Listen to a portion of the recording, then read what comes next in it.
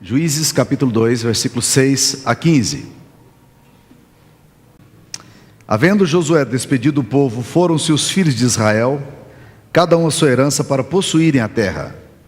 Serviu o povo ao Senhor todos os dias de Josué e todos os dias dos anciãos que ainda sobreviveram por muito tempo depois de Josué e que viram todas as grandes obras feitas pelo Senhor a Israel. Faleceu Josué, filho de Num, servo do Senhor, com idade de 110 anos. Sepultaram-no no limite da sua herança, em Timnat-Heres, na região montanhosa de Efraim, ao norte do monte Gaás. Foi também congregada a seus pais toda aquela geração, e outra geração após eles se levantou, que não conhecia o Senhor, nem tampouco as obras que fizera a Israel. Então fizeram os filhos de Israel o que era mal perante o Senhor, pois serviram aos Baalins, deixaram o Senhor Deus de seus pais, que os tirara da terra do Egito, e foram-se após outros deuses, dentre os deuses das gentes que havia ao redor deles, e os adoraram e provocaram o Senhor a ira. Porquanto deixaram o Senhor e serviram a Baal e a Astarote. Pelo que a ira do Senhor se acendeu contra Israel, e os deu na mão dos espoliadores, que os pilharam, e os entregou na mão dos seus inimigos ao redor, e não mais puderam resistir a eles. Por onde quer que saíam, a mão do Senhor era contra eles para o seu mal, como o Senhor lhes dissera e jurara, e estavam em grande aperto. Esta é a palavra do Senhor. Mantenha a Bíblia aberta nesse texto que servirá para a nossa devocional aqui nessa noite. Logo após a saída da liderança de Josué, a Bíblia Sagrada nos diz que durante o tempo em que Moisés esteve liderando o povo, Moisés conduziu o povo com muita firmeza, e Josué foi o substituto natural. E há uma frase que eu gosto de citar para os jovens da igreja em relação à vida de Josué que me chama a atenção. Diz o seguinte: o jovem Josué não se apartava da tenda, era moço ainda, mas as coisas de Deus atraíam Josué. Eu vejo muitos moços aqui na minha igreja assim também. Eu vejo muitos meninos aqui que vão se tornar líderes amanhã, porque o coração deles é um coração voltado para as coisas de Deus. Eles não se apartam da tenda do Senhor. Em épocas em que a gente diz, é época de sair da igreja, afastar, Josué era um menino que não se apartava da tenda do Senhor. O coração dele estava ali, ligado, plugado nas coisas de Deus. Ele amava as coisas de Deus. E se você quer se tornar um líder espiritual na sua vida, e se você sonha em trabalhar no reino de Deus, esse é o caminho. Mas a Bíblia diz que depois que Josué faleceu, a Bíblia diz que ele faleceu com 110 anos, uma boa idade para morrer, não é mesmo? 110 anos, e ele foi sepultado ao norte de Gaiás. Não tem nada a ver com Goiás, viu, gente? É Gaás mesmo, o nome do local onde ele foi sepultado. E aí começou a acontecer um problema sério ali. Qual foi o problema sério? Olha a frase da Bíblia, no versículo 10. Foi também congregada a seus pais toda aquela geração, e outra geração após eles se levantou, que não conhecia o Senhor, nem tampouco as obras que fizera a Israel. Então eles largaram a Deus. A geração que veio logo em seguida foi uma geração que não conseguiu traduzir o Evangelho na sua própria história, e nem entenderam o Evangelho na sua própria história, e perderam a dimensão da sacralidade daquele Deus que os havia tirado do Egito, e começaram a se envolver num sincretismo religioso absolutamente complexo. Eles não apenas começaram a se casar com os rapazes e as moças daquelas terras que adoravam outros deuses, se curvavam diante de Deus, tinham altares a outros deuses, mas começaram também eles próprios a inclinar, a deixar que seus corações se inclinassem para os deuses daquele local, inclusive Baal, que era um deus extremamente complicado, porque a palavra Baal, para alguns historiadores, ela tem a mesma raiz de Beuzebu, é o deus das moscas. Estranho, não? O povo de Israel, os filhos de Israel começaram a seguir a esses deuses, deuses dos povos, e dispersaram. Agora é muito interessante, meus queridos irmãos, exatamente perguntar isso aí. O Evangelho que hoje nós pregamos, que essa igreja professa, todos vocês ao virem aqui na igreja, se tornarem membros da igreja, vocês fazem algumas profissões complexas e sérias na vida de vocês, de compromisso com a igreja local, mas de fé, de concordância de que a palavra de Deus é a única regra de fé e prática, de que vocês creem que Deus Pai, Filho e Espírito Santo é um único Deus, Então nós fazemos essa profissão de fé. Mas a Bíblia nos diz aqui que os filhos é que se perderam. Os filhos foram embora. E isso me assusta, por quê? Porque eu vivi num contexto onde eu vi isso acontecendo de uma forma muito concreta. Durante muitos anos eu trabalhei em Cambridge, numa igreja multicultural. E naquela região, o templo que nós tínhamos ali era um templo parecido com esse templo, mas era um templo de 1870. Eram as diferenças. E eles eram feitos de vitrais muito bonitos, e está lá até hoje, quem quiser conhecê-lo pode ir lá. E aqueles vitrais maravilhosos foram colocados ali pelos pais da igreja. Mas o que aconteceu com aquela igreja? Aquela igreja começou a esvaziar, e quando nós negociamos o prédio, para comprar o prédio daquele local, que já estava à venda no mercado e não achava comprador, quando nós negociamos a compra daquele prédio, nós negociamos com o caçulinha daquele grupo antigo que estava ali. O caçula tinha 82 anos de idade. 82 anos de idade. Ou seja, não tinha mais jovens, não tinha meia idade, não tinha casais, ninguém mais. Aquela igreja simplesmente ela se perdeu na história. Por quê? Existem 3 explicações bem claras, que quando a liderança da igreja sentava para discutir esse assunto, a gente elaborou.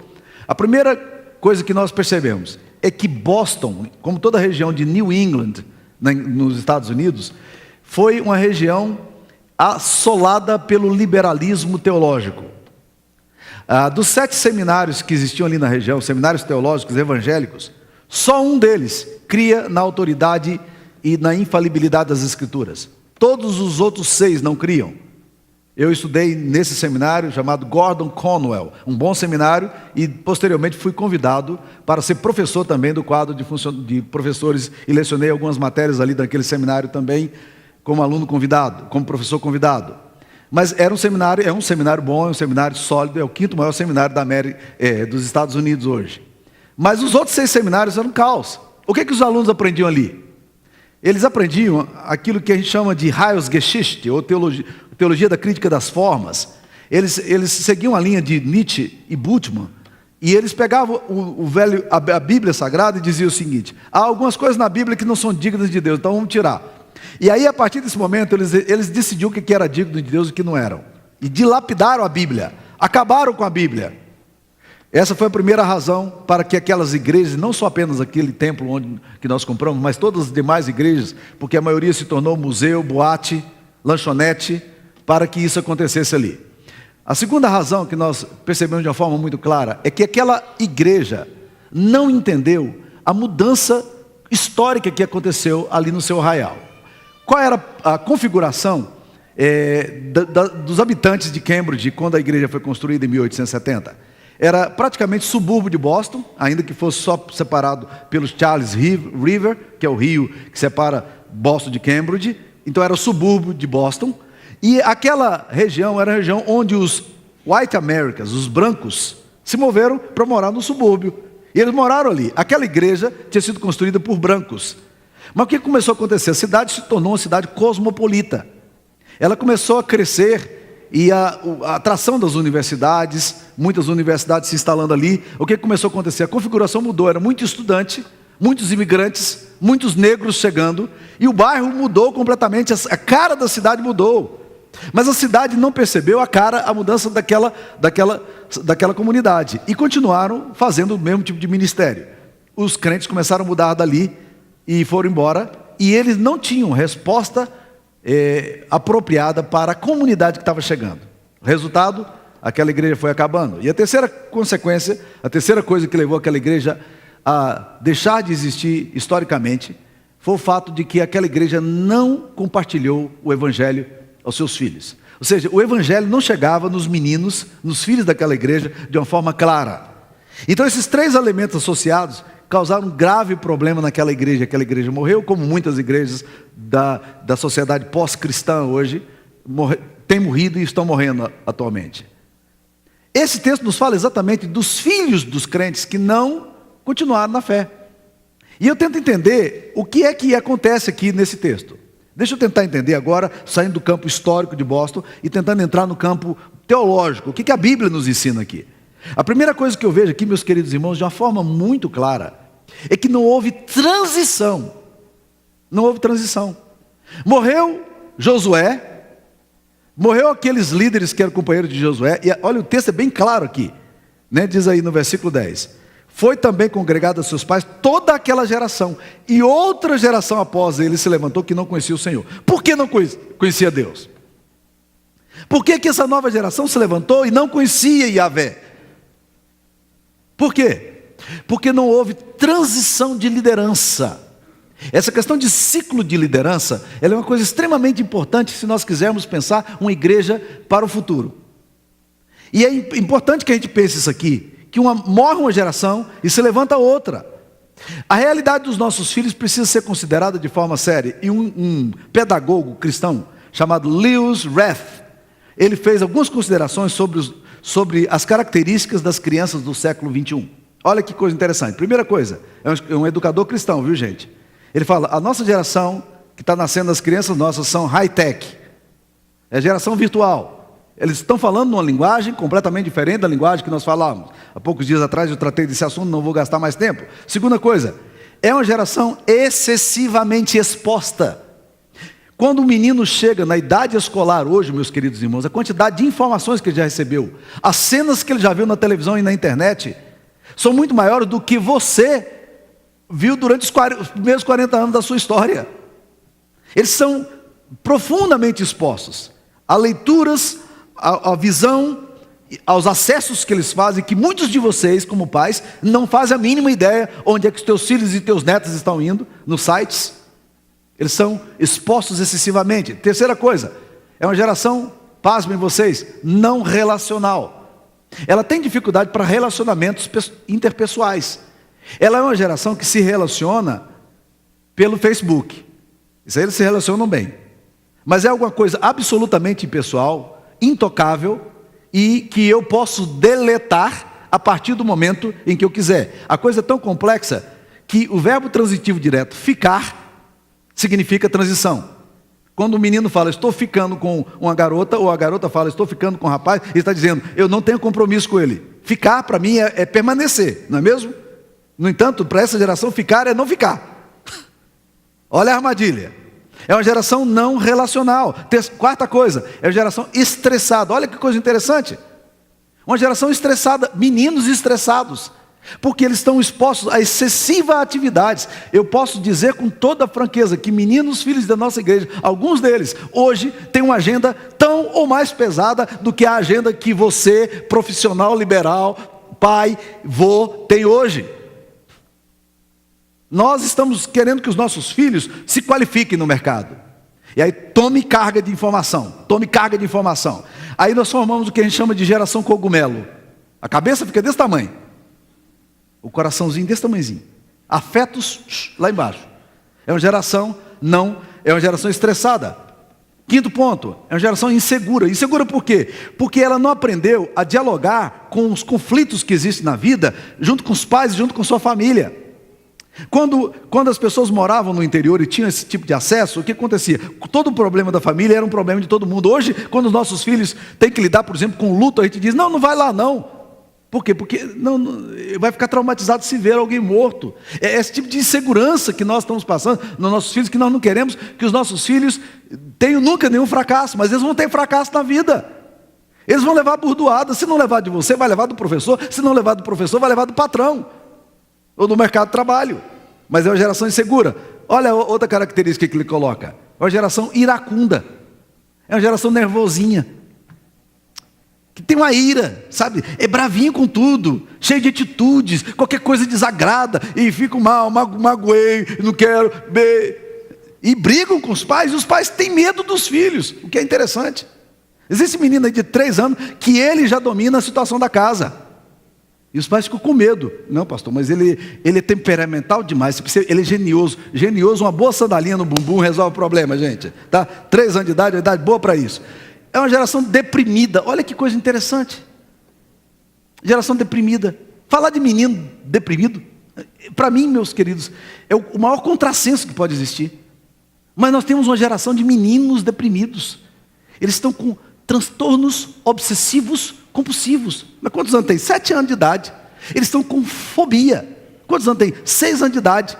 Ora, meus queridos irmãos, isso é doença de velho. Isso é doença de meia idade. de gente que já que está enfrentando problema na sua sexualidade e tem que administrar as finanças de casa, e que aí começa a ter transtorno obsessivo compulsivo. Mas sabe o que é? Sabe o que os psicólogos têm dito? Luta existencial. Meninos que perderam a capacidade de afetos. E eles têm uma perda significativa na existência. Então, gente, nós precisamos pensar nessa transição. O texto aqui nos diz que entre Josué e a liderança dele, não houve transição. Passou uma geração, cadê a outra? A outra já era. Se perdeu na história. Então não houve transição. Então nós precisamos entender que além de todas essas características que nós dissemos aqui sobre os nossos filhos, sobre as crianças do século 21, apontado aqui por Lewis Rath, nós precisamos entender uma outra coisa. Esses meninos precisam de Deus. Esses meninos precisam do Evangelho. Eles precisam entender quem é Jesus para a vida deles de forma real. Eles precisam saber dessas verdades. Deixa eu dizer mais uma coisa.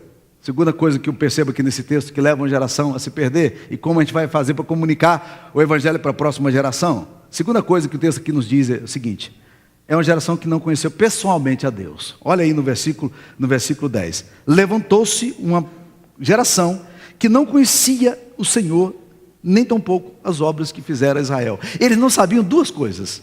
Eles não conheceram a Deus pessoalmente, e eles também não ouviram falar. Os pais não contaram as histórias da intervenção sobrenatural. Eles não sabiam nem do que Deus tinha feito. Eles se desvincularam historicamente, espiritualmente, de Deus. Ora, meus queridos irmãos, o que é isso? Israel tinha um ambiente religioso, mas de alguma forma esse ambiente religioso não conseguiu chegar na nova geração. O problema, meus queridos, é que Deus não tem netos, Deus só tem filhos. Essa é a relação de Deus. Nós teremos filhos de crentes se tornando umbandistas, budistas, espiritualistas, esotéricos daqui para frente, se o Evangelho não chegar de forma clara no coração dos nossos filhos e netos. E já está acontecendo, viu? Eu tenho do meu time de seminário, nós somos 41 pastores na minha geração. Um dos colegas meus, o filho dele é líder e guru de uma seita aqui em Pirinópolis. E os pais, quando querem encontrar com ele, tem que marcar uma entrevista, e o menino consulta ao mentor espiritual dele na França para saber que dia e que hora que os espíritos vão dizer que os pais dele podem visitá-lo. E 2 horas só para visita. Filho de pastor, viu, gente? Não se iludam. Se os seus filhos não aprenderem a amar a Deus, eles vão se tornar qualquer coisa aí atravessada. Eles vão ter alguma espiritualidade louca aí, né? Do tipo da espiritualidade do Pi, lá nas Aventuras do Pi, um filme que está passando aí agora, né? Que o menino se converte ao budismo, ele se converte ao cristianismo, e ele se converte ao islamismo ao mesmo tempo. Ele faz as 3 coisas. Então vocês vão ter gerações assim. Atualmente nós temos aqui na nossa igreja 132 crianças registradas. E nós estamos com um problema sério, sabe por quê? Primeiro porque a gente não tem espaço, né? Esse é um problema bom. Mas o problema sério que nós temos é que os pais estão despreocupados com esse negócio. Pai vem na igreja quando quer, quando acha na cabeça, o dia que sobra, que não tem uma programação especial, que não tem uma chácara para ir, que não tem um programa para ir, aí vem na igreja. Não, hoje é dia de ir na igreja, né? Hoje não tem nada para fazer. Ótimo, então nós vamos na igreja. Crianças que vêm um domingo, falta 3 domingos. Crianças que vêm um mês, falta 2 meses. Isso está muito comum aqui. Muito comum. Aí eu fico olhando e dizendo, o que os pais estão esperando? No meio de uma geração louca dessa, vocês estão esperando o quê, meus queridos? Assuma essa vida cristã que você tem. Senão, meu filho, esse negócio seu, que já é fraco em você, não vai chegar nos seus filhos de forma nenhuma. E se chegar, vai chegar atravessado. Preste atenção. Brinque com essas coisas não. Os dias são maus. A Bíblia nos diz que Jesus orou na oração sacerdotal dizendo o seguinte: Pai, quando eu estava com eles, guardava-os no teu nome que me deste e protegi-os, e nenhum deles se perdeu, exceto o filho da perdição, para que se cumprisse as Escrituras. Eu fico pensando se essa não deveria ser o tipo de oração que a gente deveria ter. Que nenhum desses se perca, Senhor. O Senhor nos tem dado. Desses 132 meninos que estão aqui, que nenhum deles se perca. mas que todos conheçam Jesus e a obra do Evangelho chegue ao coração deles e chegue na próxima geração. Terceira coisa que o texto aqui nos diz, é que esses meninos, por não conhecerem a Deus, por não saberem das coisas de Deus, eles começaram a construir uma ética. Olha, presta atenção, teologia antecede ética, cosmovisão antecede ética. As pessoas fazem aquilo que elas creem. Para você fazer uma coisa, para uma prática sua ser real, ela precisa estar antecedida por uma teoria, ainda que você não tenha elaborado essa teoria, mas ela está aí. Olha o que aconteceu, esses meninos se afastaram de Deus, não sabiam nada de Deus e começaram a desenvolver algumas atitudes interessantes. Olha o versículo 11. Então fizeram os filhos de Israel o que era mal perante o Senhor. Esses meninos começaram a fazer aquilo que agredia Deus. Agora tem uma frase logo em seguida aqui, que me chama a atenção no versículo 12, a frase final, diz que eles provocaram o Senhor a ira. Olha que coisa séria, eles começaram a provocar a Deus a ira. Sabe o que é provocar a ira? Você já deve ter feito isso, você deve ser expert nisso. Eu sei como provocar minha mulher a ira, eu sou bom nesse trem. Você sabe? No caso aqui, os filhos começaram a provocar o Senhor a ira. Eles começaram a fazer aquilo que eles sabiam que iria ferir o coração de Deus. Eles não sabiam quem Deus era, e nem sabiam dos feitos de Deus, mas sabiam provocar o Senhor. E seguiram atrás de astarotes, de baalins, de deuses dos egípcios, e misturaram tudo, virou um sincretismo horrível na vida, e construíram uma nova teologia, uma nova ética. Esses meninos aqui se tornaram críticos, eles se tornaram zombadores, eles se tornaram questionadores, eles se tornaram cínicos em relação às coisas de Deus. Você acha isso muito? Você acha isso muito? Aqui em Anápolis, filho de um diácono de uma das nossas igrejas, ele chegou para a igreja dele alguns anos atrás. Eu estou sabendo que ele está voltando agora ao Senhor, graças a Deus. Mas ele chegou no conselho da igreja e disse: eu quero conversar com o conselho. Moço de igreja. Aí o conselho foi conversar com ele e disse: eu quero desprofessar minha fé. Hã? Não, eu sou agora um bandista. Eu quero desprofessar minha fé. Eu não creio mais em Jesus. E o conselho olhava assustado, dizendo: o quê? Ele negou a Jesus de forma direta com o conselho e fez questão de dizer isso ao conselho. Meus queridos irmãos, isso é assustador. Eu estou sabendo que está voltando ao Evangelho, e louvo a Deus por isso, porque eu imagino o coração desses pais, e eu conheço o coração dos pais e sei que eles amam a Deus. Eu imagino como o coração desses pais deve estar, mas é o que o texto está falando aqui também sobre os filhos de Israel. Eles desprofessaram a fé, eles fizeram o que era mal perante o Senhor. E quais os resultados? O texto diz aqui que Deus os abandonou. É interessante que a gente pensa sempre em juízo de Deus como alguma coisa de Deus fazendo mal para eles. Olha o texto aqui. O texto aqui diz que Deus os deu nas mãos dos espoliadores, Deus os entregou. Essa mesma ideia, Deus entregar, aparece lá em Romanos 1. Deus entrega as pessoas que recusam a sua direção, Deus os entrega às suas próprias disposições mentais. Romanos 1, 24, Romanos 1, 26, Romanos 1, 28, vai falar exatamente. Deus os entregou. A palavra no grego lá, paradidomé, significa Deus deixou-os ir do jeito que eles queriam ir. O maior juízo que pode acontecer para a nossa vida é de Deus nos deixar ir do jeito que a gente quer ir, sem nenhuma orientação. E foi caótico para os filhos de Israel. Agora, meus queridos irmãos, deixa eu tentar dar algumas diretrizes aqui. Como é que nós podemos não permitir que isso se repita na história? Primeira coisa que eu diria: crie um ambiente, uma atmosfera cristã na sua casa. Ou seja, de todas as formas que você puder, construa esta atmosfera cristã na sua casa. Ore com seus filhos. Envolva os seus filhos na comunidade. Envolva-se você com a comunidade. Venha junto. Participe. Igreja e família tem que andar junto. Nós precisamos entender isso. É o que um autor de um dos livros da Universidade da Família, o Greg Joyner, fala. Ele diz que nós precisamos optar pela cor laranja, que não é nem o vermelho nem o amarelo, é uma cor secundária.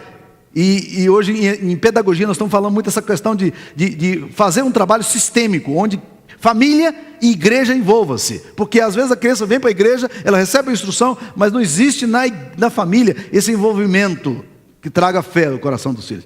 Crie na sua casa uma atmosfera cristã, que Deus seja percebido Se o seu marido é descrente, faça você.